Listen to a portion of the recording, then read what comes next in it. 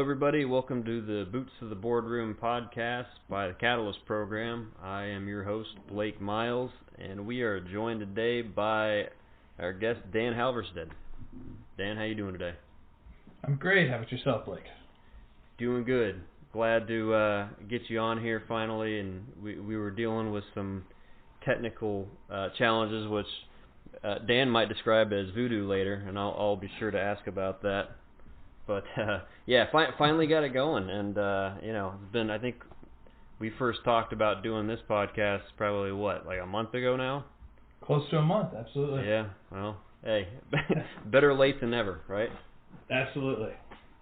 So, just to give everyone a breakdown, Catalyst program, we're a veteran organization, a veteran transition organization that helps veterans learn about what values they pick up in the military, what skills they pick up in the military, and how to translate that into the private sector so that the transition out of the military into the real world, as we can call it, is a lot easier than what it normally is for most people. So we have a cohort, which is a 6-week long program, and the goal there is to basically a crash course MBA crash course, I guess you could call it, and giving veterans access to decision makers and successful veterans that have been there and done that are able to explain, what it is that makes a veteran valuable in the private sector.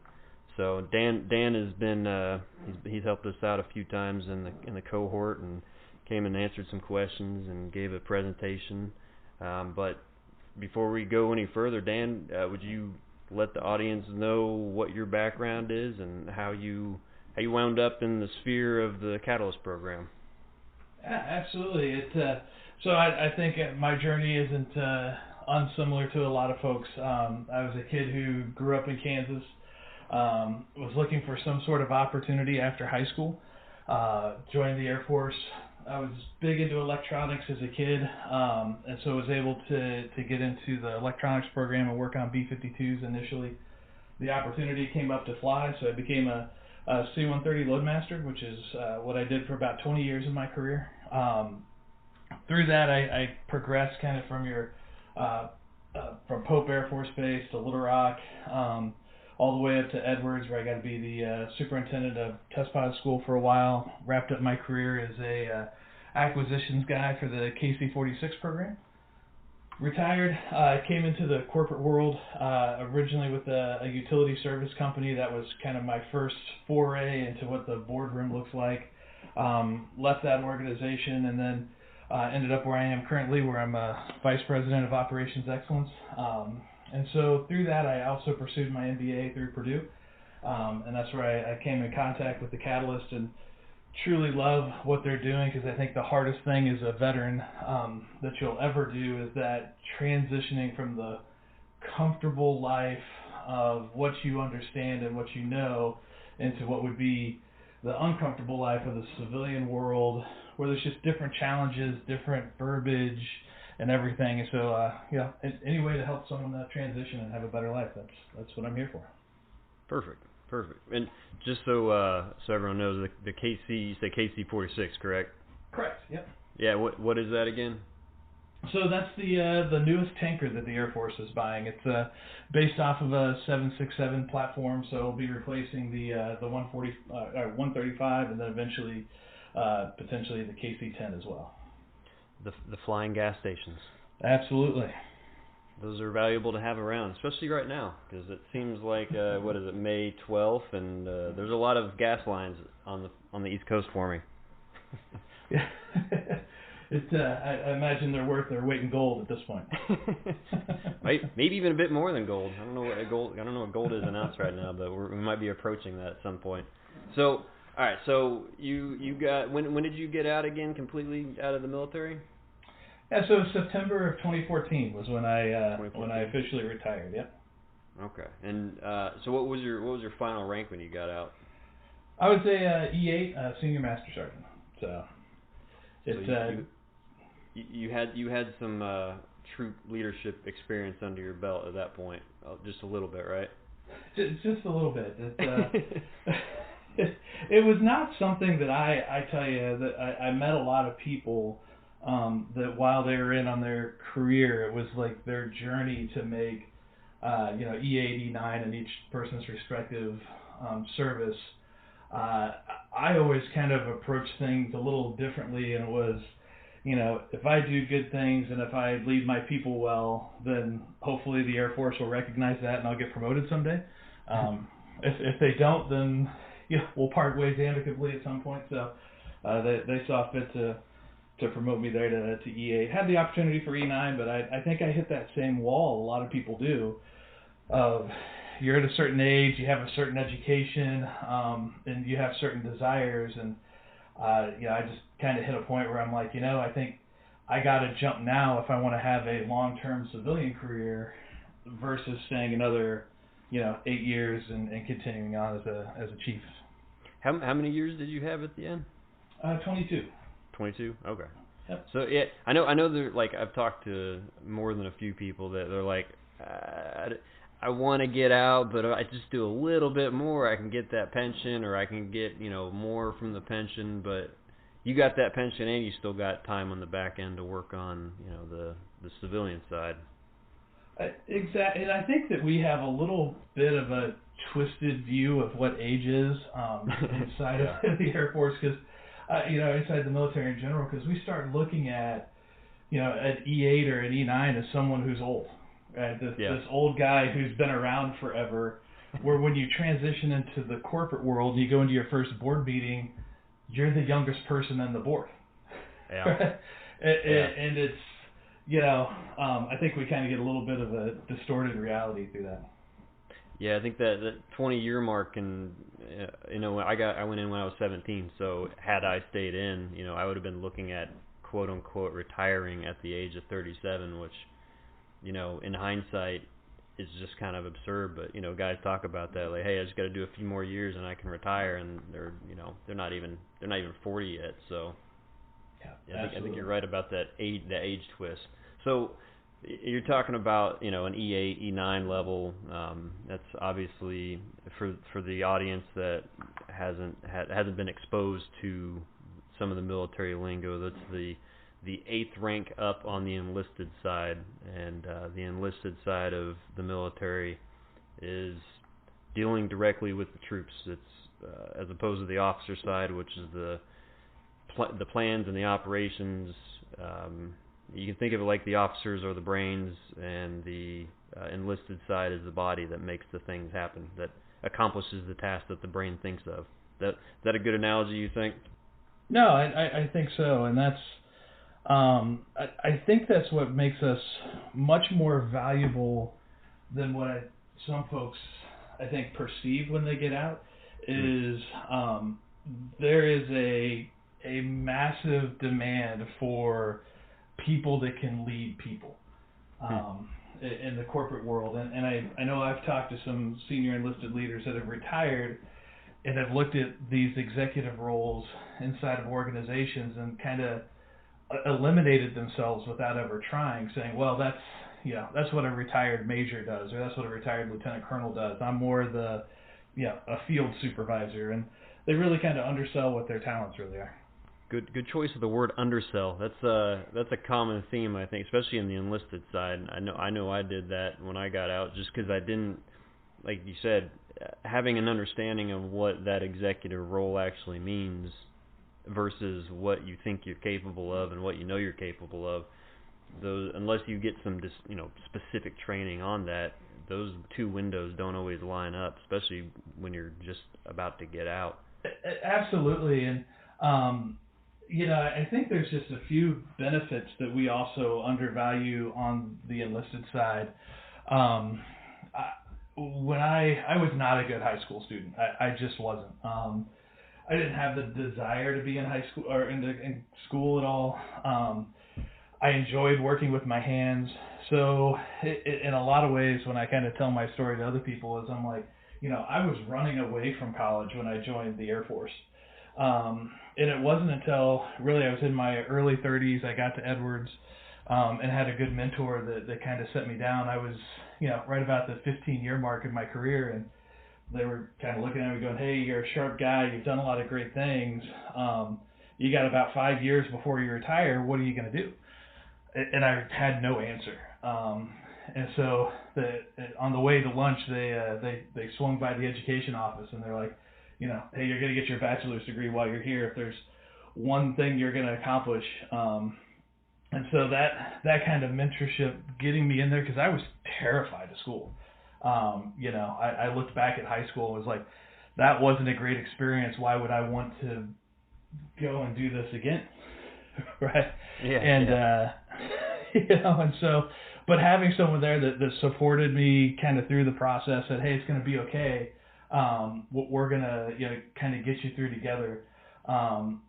Really, kind of changed my perspective on what I could do in the outside world, because I think just like that underselling part is I looked at myself and I'm like, what does a C-130 Loadmaster bring to industry? No one. Did you ever answer that one? I can answer that a lot better now. But at that time I was like, man, no one is airdropping passengers out of American Airlines airplanes. Ford doesn't deliver cars by parachute. I'm like, this is one day. Yeah, one day. Hopefully that's how our Broncos start showing up, right? But and so really going to college and it was free, right? I mean, it was, here's 100% tuition assistance, and so I got through it, and then ended up making E8, which wasn't even part of my plan, and then was like, well, I hated school so much that I actually turned down the GI Bill when I came in. So the post 9/11 GI Bill kind of retroactively came back to a lot of us that did that. So I ended up using the 9/11 GI Bill to do a master's degree while I was in, and then did another one after I retired, because I found out school was actually kind of fun if you put a little effort into it. Yeah. And you can apply it to the world. So I was going to ask about that, because I remember that was a change that I went through too, as far as not being a good student in high school at all, except for a few classes that were interesting to me that I cared about. And then going through the military, coming back out and going into college and realizing, wow, school is actually fun if you pay attention and you're actually interested in what is being taught. So what was it for you that changed, do you think? Was there, can you wrap that up in like a sentence and explain what the difference was? I always knew what I was doing, I think, for the most part. All of a sudden in class, someone showed me, how it was happening and why it was happening. And ways to do it better. And so I was in a manufacturing engineering class, and I had always been able to build things. I was good at building things. I just didn't know why I did some of the things that I did. Studying in class, and they're like, well, this is why you use, lumber versus pressed wood versus steel versus aluminum, and and it was like, cool. I had no idea that was the reason behind it, right? So that just kind of started that passion of how do I learn more? What else is there that I don't know? So it's like the hunger. You kind of get a taste of knowledge and the why behind the knowledge, and you want more of that. Yeah, spot on.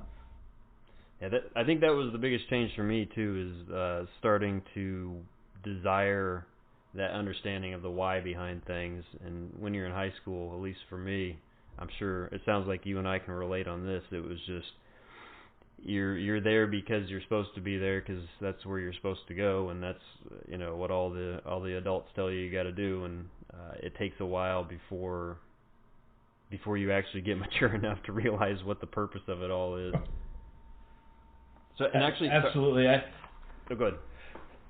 Oh, I still don't know if I appreciate Animal Farm the way my 8th grade English teacher wanted me to appreciate that book. But it's a great book. Great book.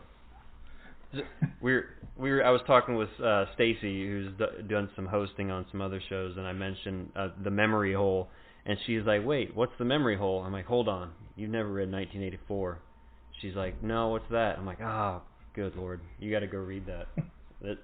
You have to, like, Animal Farm in 1984 it should be required reading, I think.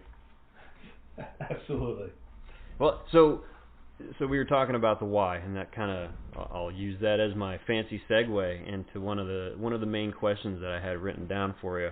So, what was your original why behind joining the military? And I think you kind of touched on it, but I shaped the question specifically to get an answer out of you. Yeah, so it was kind of interesting. I graduated high school and I had zero plan. So my dad helped me out, and he was a heating and air guy. So I had this apprenticeship to go do some plumbing work. And after about a week of cleaning out sewers, you start to have this realization of, I'm not sure this is what I want to do for the next 40 years.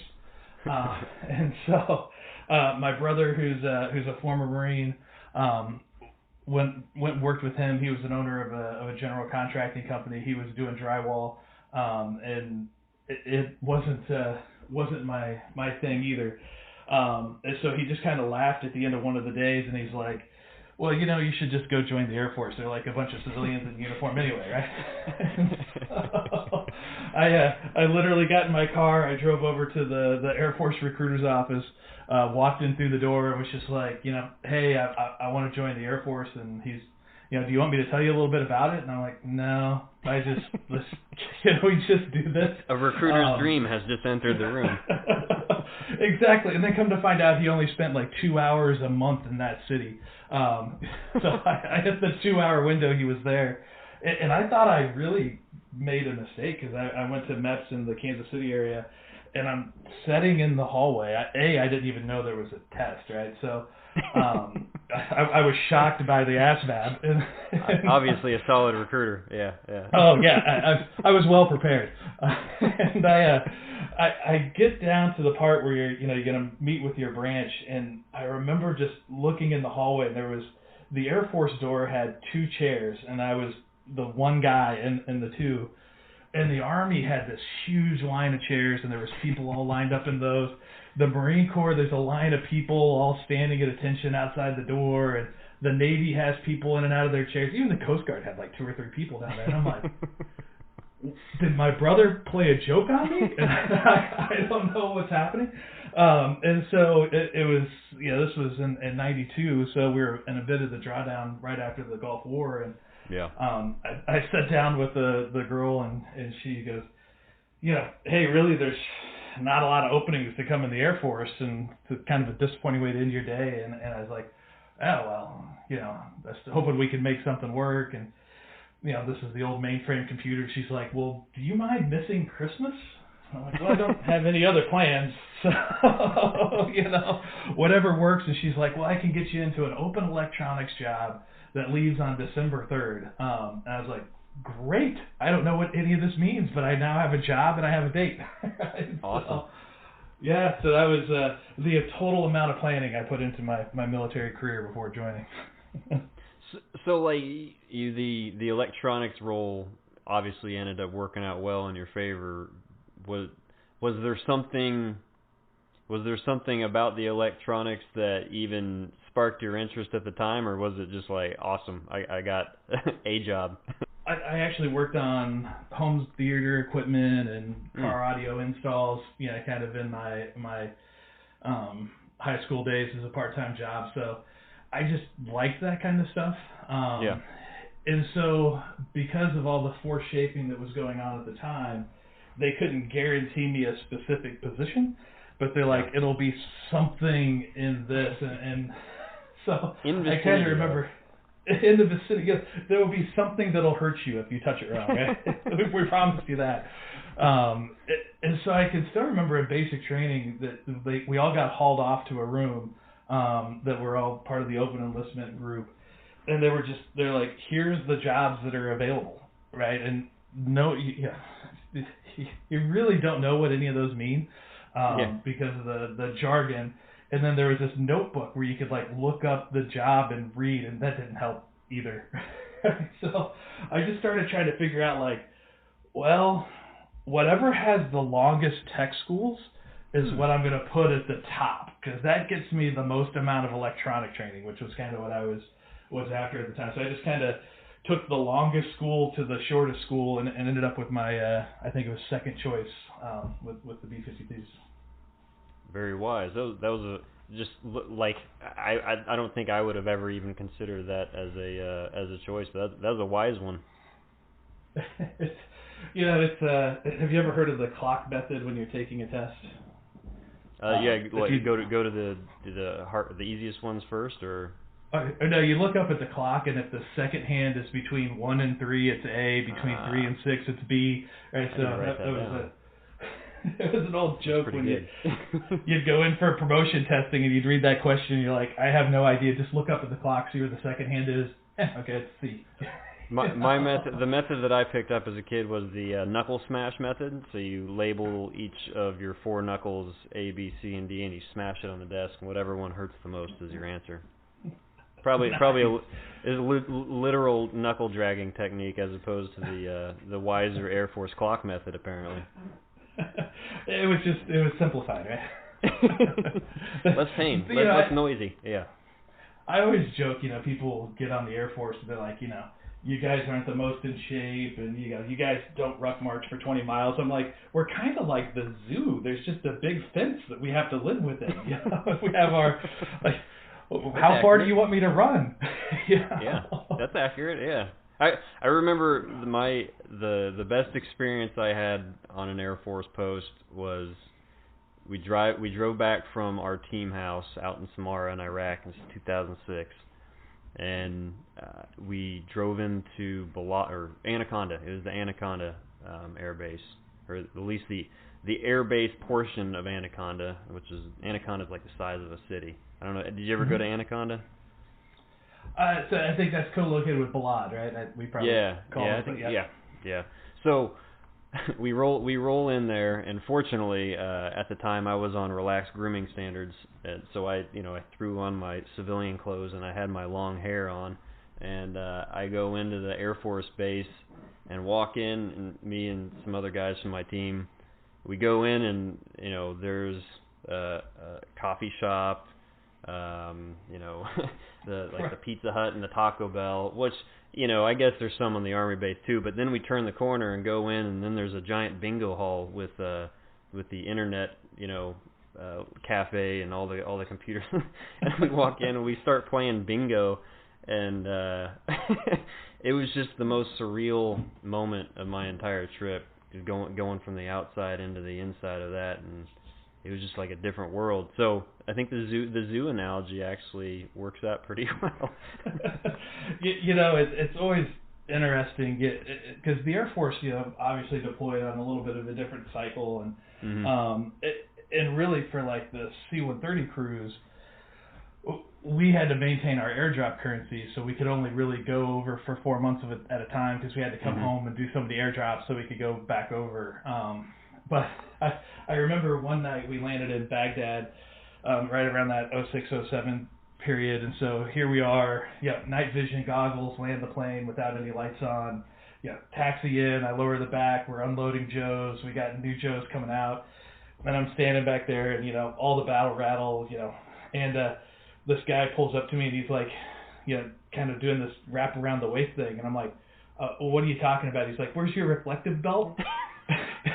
And I'm like, kind of looking at the plane going, we just landed a 130,000-pound plane with no lights on, in a combat zone, and we're doing an onload offload, and his number one concern was I was not wearing a reflective belt at that moment. So yeah, and see, like I wasn't jealous or envious necessarily, and I appreciate that. You guys, I want you guys in the Air Force to be well rested because you're flying around heavy equipment and a lot of people. So I get that. Yeah, but as far as the PT belt goes, yeah, we're on the same page there. That was like there was a lot of that going around. Like why are we playing these games? Like, isn't there more important stuff to be doing right now?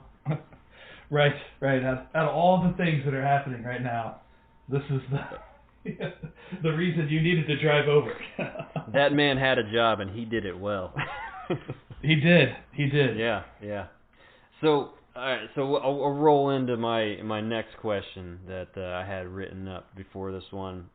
So and I think you might have talked about this during the when you came out and talked to the cohort and gave your presentation. Coming from the military, people have a hard time translating that skill set and defining and identifying the things that make them valuable, or conversely weaker in the eyes of a hiring manager. What would you say is the greatest strength from the military life that you transferred into your post-military career?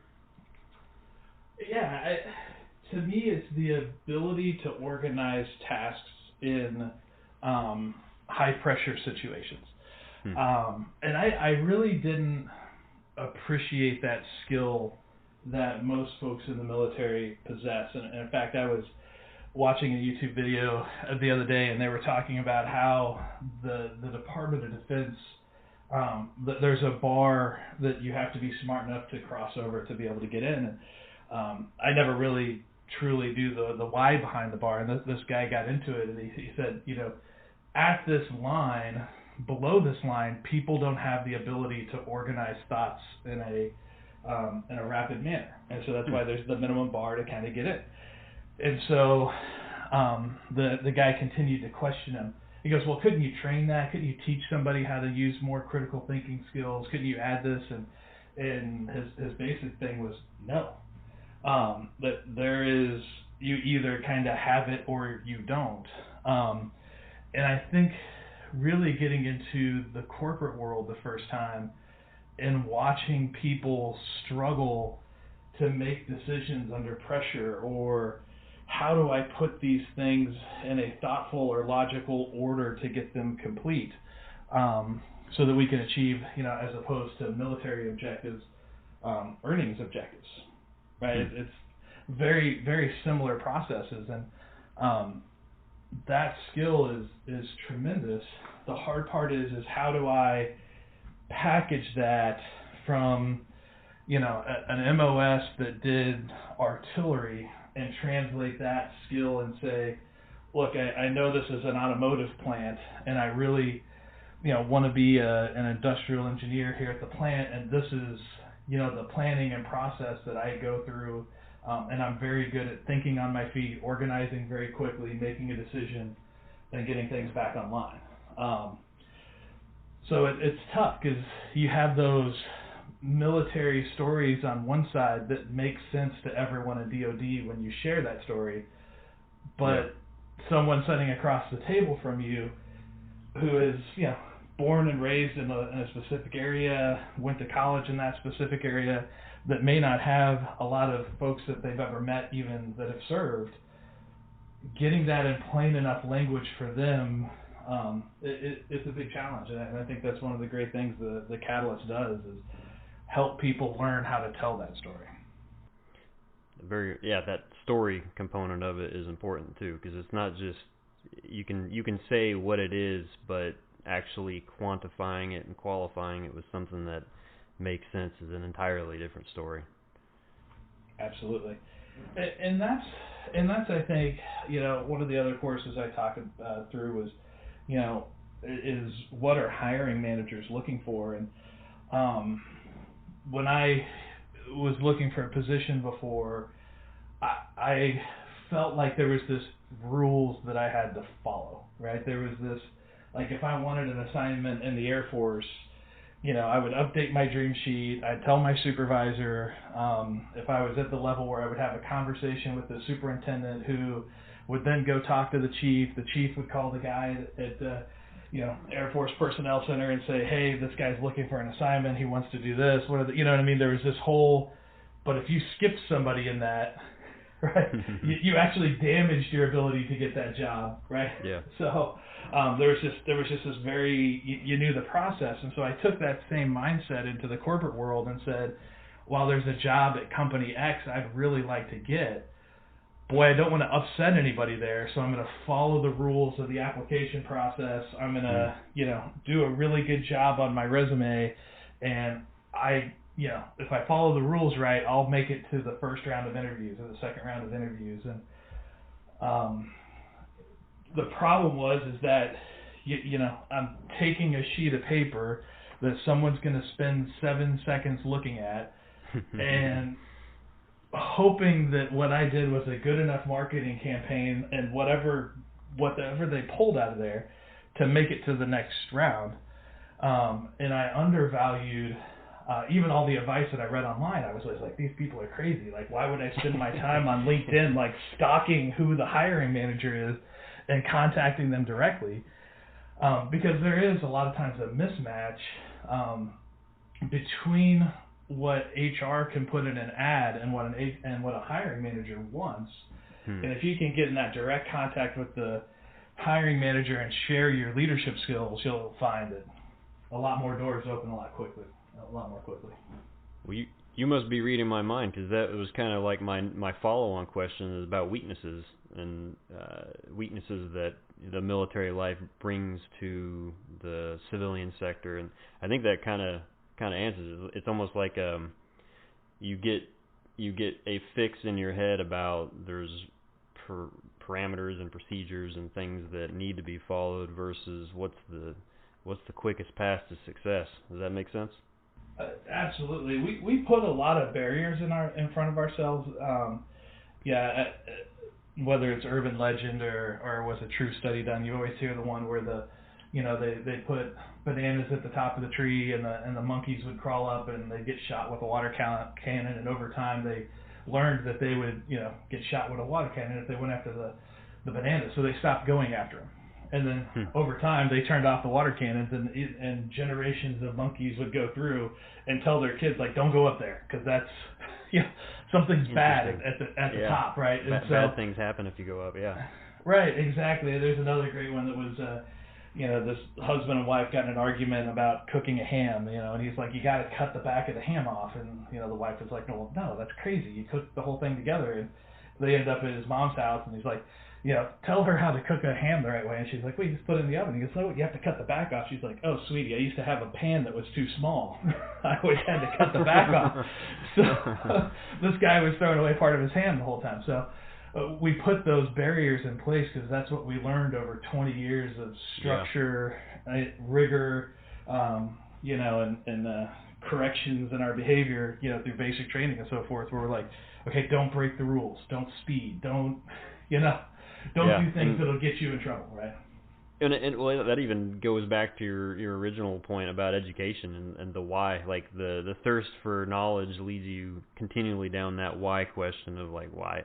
Well, why would you cut the ham? What's the purpose for that? What's the so yeah, it's like exactly. the same mindset that can either get you in trouble at times in the military, because if you start to ask too many why questions, you might end up getting hemmed up by someone. But in the private sector, that's the sort of questions that lead to success that the other monkeys that don't want to go to the top of the tree. Exactly, and I think I had this false impression as well. When I left the military, I had this panacea that the civilian world somehow was more perfect than the military, and that they had everything figured out, and all these people are happy and everybody makes great money, and I'm over here stuck on my third, fourth, fifth consecutive deployment. What am I doing? And when I got out and engaged and it was suddenly like looking at the problems that were there, it was like, this is a really easy problem. Like this isn't hard to solve. Why is it at a VP level in a 10,000 person company to come up with the idea of let's print name tags and put them in front of everybody on their first day as a new employee so we know what their names are, like, but that was a foreign concept to my first organization, so we bring a lot more than what we give ourselves credit for, and I think we overestimate how good the civilian world is. But then we also put those invisible barriers in front of ourselves to really be able to achieve the levels that you really could. Excellent. So here's another question for you. If you could go back in time to younger Dan, maybe Dan, I don't know what time frame, just younger Dan at some point, probably right as you're about to get out, what advice would you give yourself? The biggest piece of advice is the guy getting out of the military. One of the things that I probably carried into my first job that I shouldn't have, in aircrew land, it's a very trusting group, right? You have to. If you're 6 of you on an airplane, and you're flying through contested airspace, there's no room for someone to be pouty in the corner, and say, well, I'm just not going to call out any threats today, right? So it's just not something that you do, and I think that's the same way it was in Special Forces with you. It's this brotherhood, it's this bond, it's this trust, and so I got hired at this senior level, and I had that same kind of like, okay, this is a brotherhood, this is a bond, this is a trust, this is how my perspective was going in, and what I didn't know was that there were people inside that organization that had 20 years of time working together, and they trusted each other, but you're the outsider, and that you really needed to come in and take a lot more time building that trust factor, building your influence throughout the organization, because in a lot of ways it's kind of automatic in the military. Like, I moved from one flying unit to another, even if I don't know, anybody in that squadron. You walk in with a set of chief wings on and a senior master sergeant rank and a standard out patch on, people are going to listen to you, and you're, in that flying unit. You're part of that team. Yeah. You're there. There's no question about who you are, and there's no question about who they are, which is very different, because when you walk into that corporate boardroom the first time, you're wildly uncomfortable. You're like, I've got pants with pockets I can use. This button-down shirt has to stay tucked in somehow without, going through the whole military garter thing, and there's just this weird thing where you're like, wow, this is just almost uncomfortable to wear these clothes in here. So I kind of had this automatic sense of like, hey, I'm here. This is my group. This is my team, and in my mind, my number one thing was like, I just want to build a high-performing team and exceed expectations. And even though I did that, the struggle was building those relationships. And I wish I would have told my younger self to slow down a little bit, build the relationships, build your influence inside the organization, and the performance will get there at some point. But we grew up in a 3-year assignment cycle, so you're like, hey, I got 3 years to knock it out of the park. Yeah. So timelines are a lot longer. So it's kind of like a politics, but not quite politics. It's just being aware of the dynamics of the individuals that you walk into. It's not it doesn't have the same gravity as, say, an aircrew or being on a special forces detachment, because there's not the life and death scenario, but there is a livelihood, life and death. Does that make sense? Absolutely. Am I interpreting it the right way?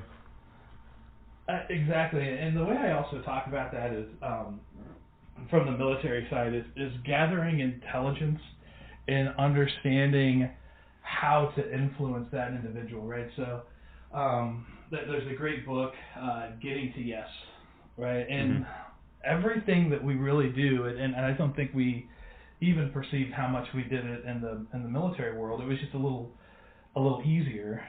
Is you've got to get somebody to make a decision that's the right decision, and sometimes you're not the ranking person, right? And so that's how, when I got out, I hired this executive coach for a while, because there was just some things that I was trying to put together in my mind, like, well, I did this and I got this result versus this when I used to do that in the military.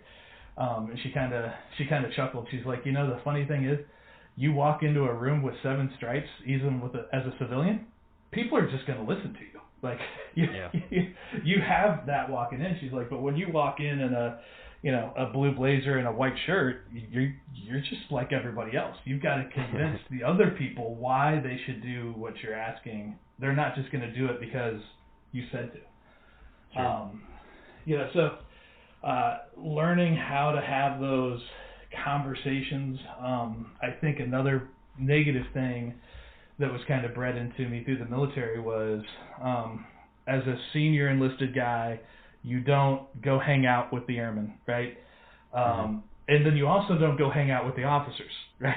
Because there's a line here, there's a line here, and this is the only part of the enlisted club that you can really hang out in, and you have to be in this section of base housing, and like there was all these little bubbles. So I kind of artificially again put up these walls around me that said, don't get in a close personal relationship with this person, right, or that person, or really it's building your influence inside of the organization and saying, it's really good to get to know people. It's really good to, let them know who you are. It's okay to go to lunch with whoever is in the organization. You got to be a professional still, but you know what I mean. Just taking some of those walls down that I probably again artificially put up around myself to, because that's the way it was when you were in. So. Yeah, that makes perfect sense. Well, so. I think the last thing I had, and you kind of touched on it earlier before we start wrapping up. You came in and you gave a presentation to our recent cohort with the Catalyst program, and I'm currently attending. We're wrapping up here in not too long. So what was just one observation that you had being involved with the most recent cohort? I think the biggest observation I had was. One, the passion that the Catalyst team has to make sure that people are given the right information to be successful in their transition to the corporate sector. But what else I truly appreciated from the experience was just being able to interact with the cohort, get their questions, because I think one of the analogies I always use is, we learned how to speak Mandarin while we were in the military, and someone just dumped us in an English-speaking country. Mandarin's a lot harder than English, and so it's like you're trying to figure out, like, how do I, speak in the right language to hiring managers or HR professionals. And so I think that was the fun interaction was, I always tried to bring some other folks with me as a panel to talk about their experiences, and some were prior military, some had always been in the corporate world, and to just kind of see the lights turn on and understand why we're saying, hey, find the hiring manager, you want to talk to them. This is how you interact with an HR leader, and here's an HR leader for you to talk to. I think that was the fun part. Yeah, those sort of interactions are the sort of things that I remember wishing I had access to when I got out, because you're right, it's the translation piece and knowing what works and what doesn't work, and then knowing why it works or why it doesn't work. That's what helps you, tomorrow, as opposed to just trying to solve a problem today. And that's one of the big goals with the Catalyst program is creating that knowledge and that awareness about what makes someone successful and how and why they get there. So awesome. Well, so any last ideas, comments, thoughts you want to throw out there for the audience? Yeah, I think the biggest advice that I would have for folks is serving however long you serve. Is a great point of pride that everyone should have as they transition. The second part is education isn't nearly as hard as what you probably think it is, and it's a lot more valuable than what you would ever believe. I think one of the greatest things I heard kind of through my transitioning period was, no matter how great of a pilot you are, no airline's going to hire you without a pilot's license. So finding the right educational path, preparing yourself for that, and using a group like the Catalyst to help you through that transition. Because I've kind of joked with other people, I'm like, I'd rather go back to survival school for a 6-month course than try to find another job. It's a challenge. Right? I can figure out survival school. The job market seems like I'm trying to put Jell-O on the wall with a knife. It keeps moving. And so the Catalyst is an amazing team, and reach out to the Catalyst and work with and have them help you transition, because that's the best thing that can happen to you is having an ally on your side as you go through that challenging journey to be able to achieve the goals for yourself and your family. Awesome. Well, thank you very much, Dan. That was a fun conversation. We'll have to do that again sometime down the road, or we'll figure something out. But I think you're probably going to be coming back to some future cohorts and doing some more talks in the future, right? Absolutely, and then we'll get this podcast blown up, or we'll compete with Joe Rogan here before too much longer, I'm sure. Excellent. Yeah, we're coming for you, Joe. We're on to your game. Well, thank you, everyone. This is the Boots of the Boardroom podcast with the Catalyst program with our guest today, Dan Halverstadt, and we want to thank you and see you in a couple weeks. Thank you very much. Thanks, everyone.